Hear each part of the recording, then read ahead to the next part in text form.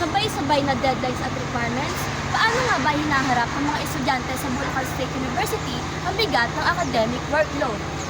Araw-araw, maraming gawain ang hinaharap ng mga estudyante dito sa Bulacan State University. Mula sa assignments, quizzes at projects, kailangan nilang pamahalaan ng kanilang oras at lakas. Hindi madaling balansihin ang pag-aaral, oras sa klase at iba pang pang-araw-araw na gawain sa campus. Para mas maintindihan ang karanasan ng mga estudyante, kinapanayam ko ang ilan sa kanila. So, sa pagmamanage po ng workload, kapag nagpa-pile up na po yung mga activities, madalas po, nagjo-journal po ako para nakikip track ko po yung mga deadlines and kung ano po yung dapat kong unahin para malaman ko po yung priorities.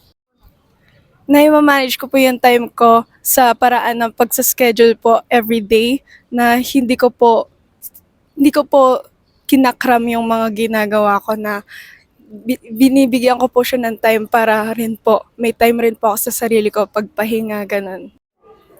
Minamanage ko siya by nagpa-plans ako ng mga gagawin ko for today. Like halimbawa, after ng class, may gagawin akong specific na gawain, like task. And then pag natapos ko siya within that day, minsan may ginagawa na ako ng mga hobbies para ma-freshen up yung utak ko. Kasi minsan nakaka-stress talaga siya. And aminado naman ako na may pagkatamad ako.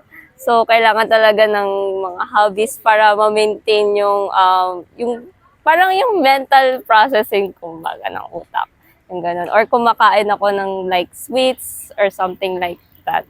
Tapos, ganun lang din siya for the rest of the day. Hindi man madali, patuloy ang pagsisikap ng mga estudyante sa kanilang akademikong buhay. Bagamat puno ng deadlines at assignments, patuloy na hinaharap ng mga estudyante ang hamon ng kolehiyo at ang kanilang oras.